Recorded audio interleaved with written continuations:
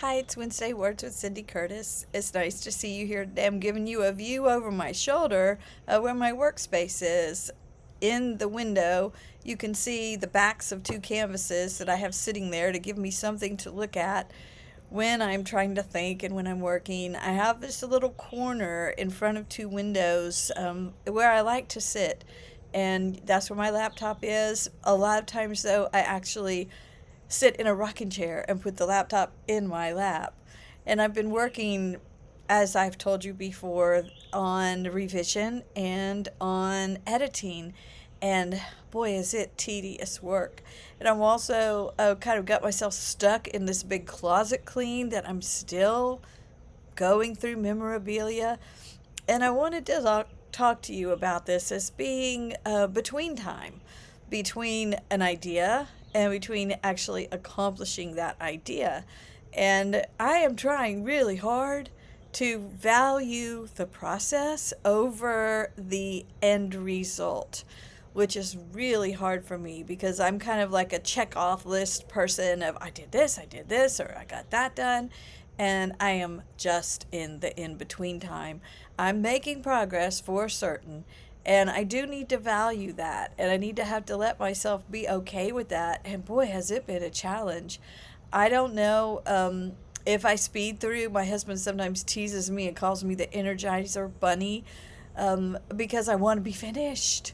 I just want to be finished. I want to have something finished. And in the between time, it's been hard. One of the things that I'm dealing with the big closet is the memorabilia. I have kept some of the craziest things that you can imagine. I found two license plates, maybe from my first cars. I don't even know where they came from. I have no memory of them anymore. Why did I keep them? Old Valentines. I even kept a big lock of my hair when I got a very long haircut to a very short hair as a kid. So I decided to think about it this way. In the process, I need to turn all this memorabilia into a memory, something that I can hang on to, but not have to have the physical evidence that it happened or that it's there. And there are some photos that I found, like a picture of myself when I was about 18 months old. And really, my little great granddaughter, baby Marlo, looks a lot like I did, which is really funny. And I didn't even know I had that picture in there. I found some pictures of my best friend and myself when we were about 15. Those are definitely treasures, and I won't get rid of those. But the memories that and the things that I am getting rid of, the things that I've held on to, like copies of my first things that I got published, or long documents that I printed out because that was the only thing that you could do then. I'm letting all of those go.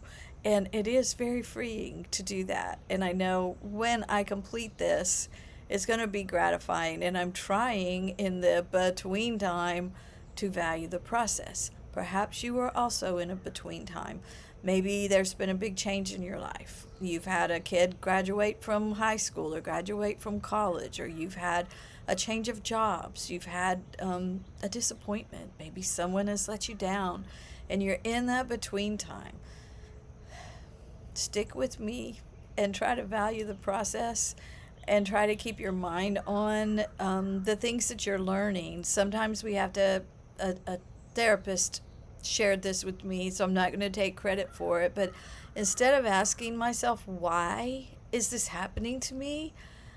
I should be asking myself, what am I supposed to learn from this? What is going to be my takeaway?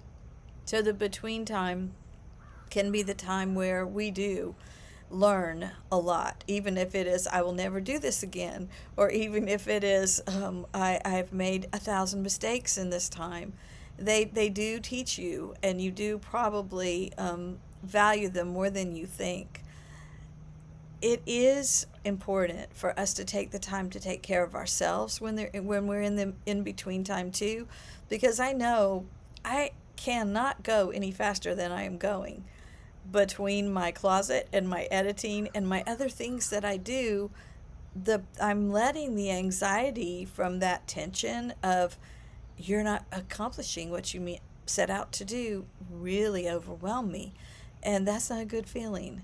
And I realized I got back to doing some yoga and some Pilates, and that is such a nice way to get the anxiety out of your body and your mind back into a peaceful, stress free place.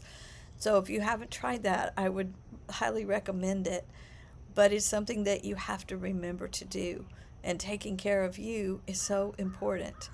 So I'm going to tell you, cheer me on as I turn that memorabilia into memories and keep purging and getting rid of things. I'm hoping one day my children will say, "Thanks, Mom. You didn't leave us all this trail of stuff to have to go through that we didn't know why you even kept it or who these people are."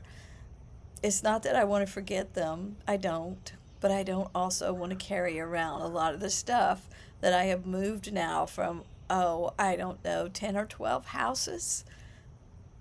And what's the point of that? So I hope you have a very nice week. And I am almost finished with second edit of the second book. And that's a really good feeling too. But I still have some deep work to do in there. And I am valuing the process as I go. And I hope that you will too.